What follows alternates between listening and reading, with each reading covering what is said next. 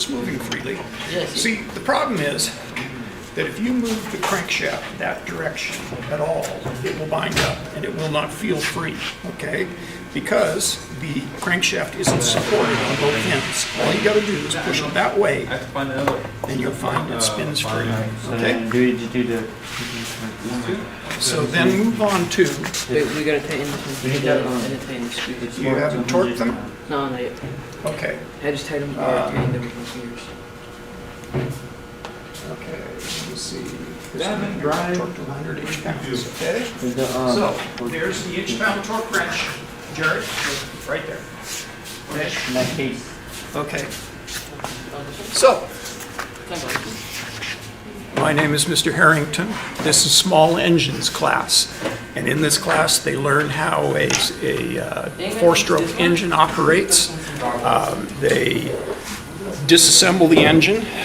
They will reassemble the engine while it's apart. They learn about fasteners, nuts and bolts. They have to identify all the parts and tell me what they do before they reassemble the engine.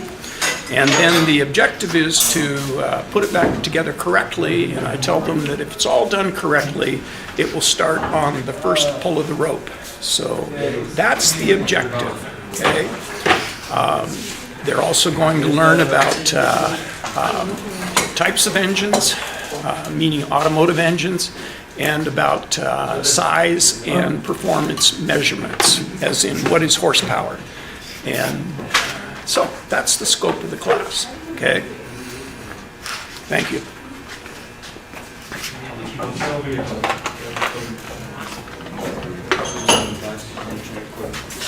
Who's reenacting Star Wars? So what size? It's the rod. Here, let me see your rod. Look.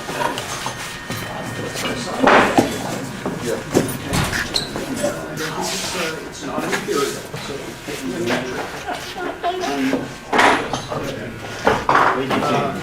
Here's a metric set, and I believe that these are tens. They are tens, okay? So you need to go to a 3/8 drive socket set and get a 10mm socket, okay? This one? Yes. This is the one they really start playing with that. You should say.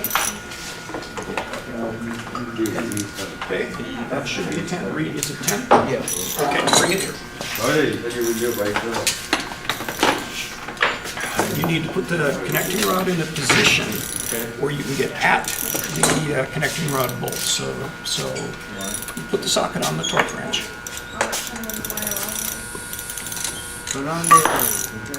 And have you got these as tight as you can get them? See, as long as I can just finger tight that bolt, continue to tighten it with my fingertips, you would be frustrated using the torque wrench, okay? Okay, so now, tighten that one. Okay, you can only have your hand out on the handle, okay? So you can steady it, but all the torque has to go through the handle. And don't turn it too fast. Listen, okay? Okay, there. Now, the other one's more difficult to get at, so let's turn this just a tiny bit. Can you get it up there?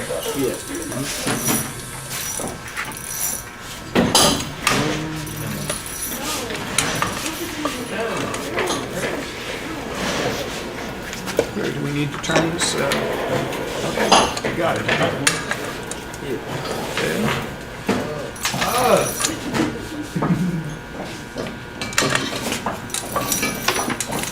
Do we want to position it a little bit further that way? Right? Okay, it works as a ratchet, so just, okay. Okay, is it, here, let me see something. Take it off. See, I can still get it with my fingertips. Okay, so now put the ratchet back on it. Put the torque wrench back on it.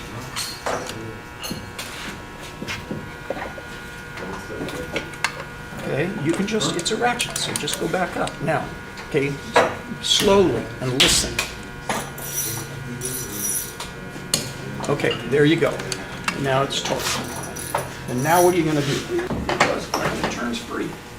So it's good. Okay, so what's the next step?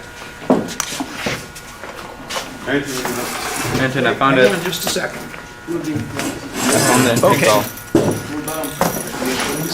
Okay, so we got the ring compressor upside down. Okay. So we need to,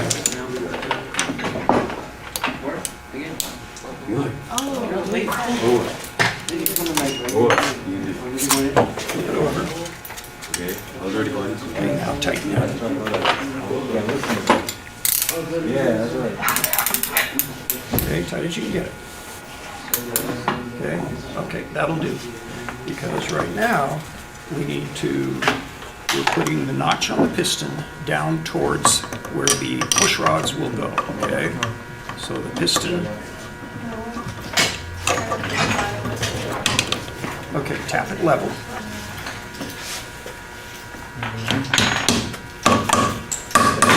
Let's see if we can get it any tighter. And this is where we're gonna use a cheat. Okay? We're gonna take this socket, fit it onto this end, here. That driver handle. Okay, don't murder me. We wanna see if we can get any more clicks out of it. Does it look just two in there? The what? Right there, right there. Or does it have valves on?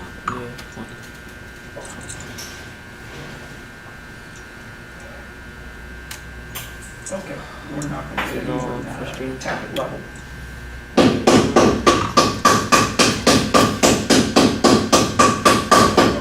Okay.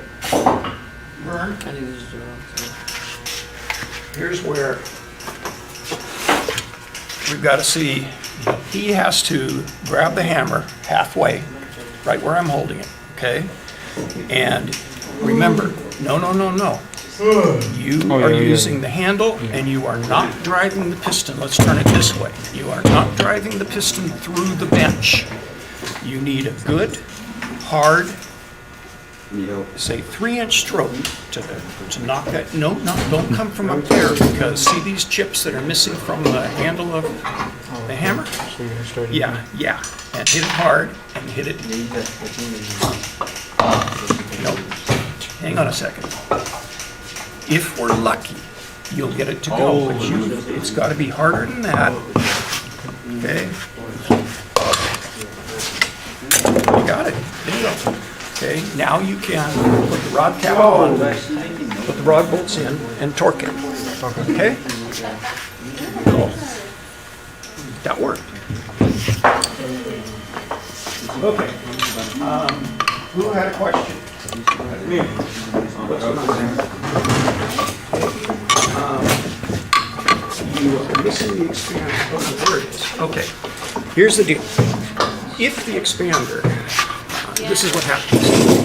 If the expander on the bottom ring overlaps, so if one end gets up on top of the other end, we'll never get this piston in bore. So you've got to be certain that they just butt up against each other, and then you've got to take the rails, these two thin ones. Okay, so I've got the gap in the expanders under my thumb, right? So I'm going to take the gap on the rail and put it about 1/3 of the way around the piston. So right there. And lock that rail off, okay? So there is the bottom rail. I want you to put the top rail on, the one that fits on the top side of the expander. Okay, just start one end of it.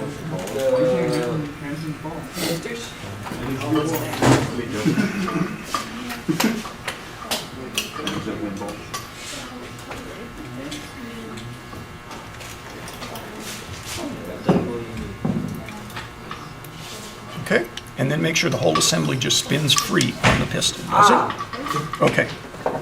Now, these two rings, Okay. Here, I don't have my reading glasses. There's a D on the top there, isn't there? Okay, that's the second ring. You gotta walk that one on. So start one end. Here. Put it up like this. Take one end down. Put it in the ring groove, and now just walk it around the piston. Okay? You said And then do the same with the top ring, and the top ring will go either way. Okay?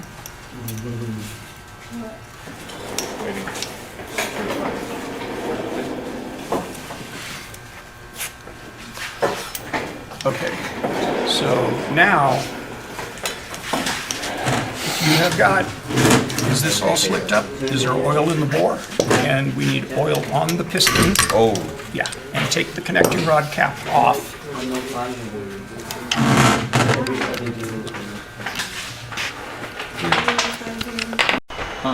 My name is Kyle Miller. I'm from the Warm Springs tribe in Oregon. I live in Colorado, and just the small engines class is amazing. It's something new learning experience that I've never got to experience in my life.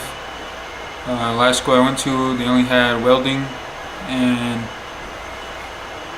just learning about engines is cool. It's just like going into the class, I thought it was going to be hard, but it's pretty easy learning how an engine works and why you have to put fuel or gasoline into your tank, and just learning about how it works. And yeah, that's about it. Hi, I'm Shia. I'm from the reservations in South Dakota, Lakota Sioux Tribe, and I took this course because I wanted to get more experience working with engines and building engines, because a lot of mechanics are needed on my res, and I think this experience would be a great opportunity for me to, learn here and get experience in, and it would also look great on my college applications. And I think this class is also really cool, and I love learning more about it. It's really nice, and yeah, that's why I took this course.